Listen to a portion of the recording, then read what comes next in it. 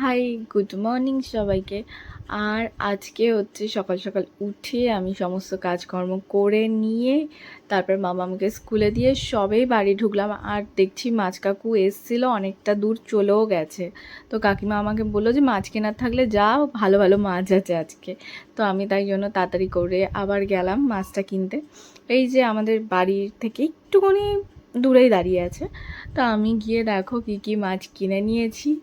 তো মাছগুলো ধুয়ে পরিষ্কার করে, মাছ কাকু হচ্ছে কি আমাকে মাছটা সব কেটেই দিয়েছে, আমি ধুয়ে পরিষ্কার করে রেখে দিলাম। আর ফ্রিজে হচ্ছে এত মাছ জমে আছে, দুটো ইলিশ মাছও আছে, সেগুলো কাটা হয়নি, ওই মাছ কাকুকে দিয়েই কাটাবো, কারণ আমি কেটে নিই বাড়িতে।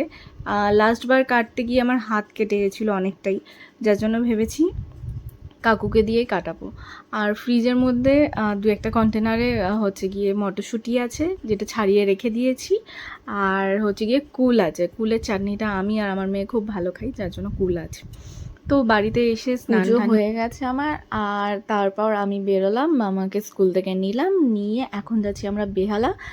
বেহালায় যেতাম না আমি, পুজোটা হচ্ছে কি আজকে হচ্ছে অশোক ষষ্ঠী, তো সেটা হচ্ছে আমি পঞ্চমতলা মন্দিরেই দিয়ে দিতাম, কিন্তু বিপ্লবের একটা জিনিস মানে দিতে যেতে হতো, যার জন্য আমি ভাবলাম ঠিক আছে চলো তাহলে আমি বেহালাই চলে যাই।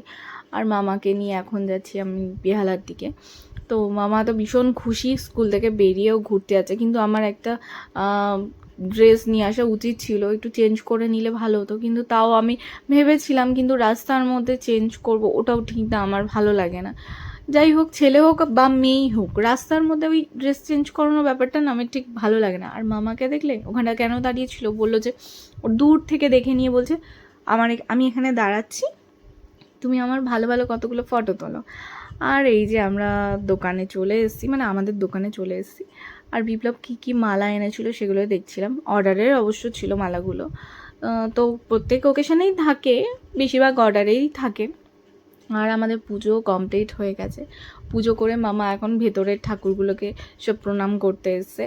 আর এখানে ভেতরে মানে আমরা সিদ্ধেশ্বরী, বেহালা সিদ্ধেশ্বরী মন্দিরে গেছিলাম, সেখানে ভেতরে শিব ঠাকুরও আছে। অনেকেই জানে না যে বেহালা ভেতরে সিদ্ধেশ্বরী সিদ্ধেশ্বরী মন্দিরে শিব ঠাকুর আছে, আমি গোলাচ্ছি।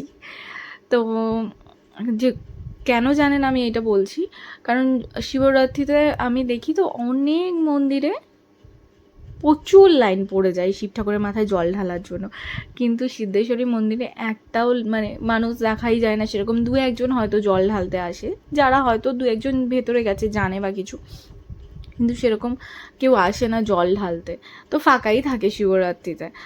যাই হোক, এখন আবার আমরা যাচ্ছি বাড়ির দিকে। বাড়ির দিকে গিয়ে মামাকে খাওয়াতে হবে, কারণ ওকে আজকে যেই টিফিনটা দিয়েছিলাম ও সেরকম খায়নি, একটু ওই খিমচে খিমচে খেয়েছে। প্রত্যেকদিন স্কুল থেকে বেরোনোর পর ওই টিফিনটা একটু চেক করে নিই।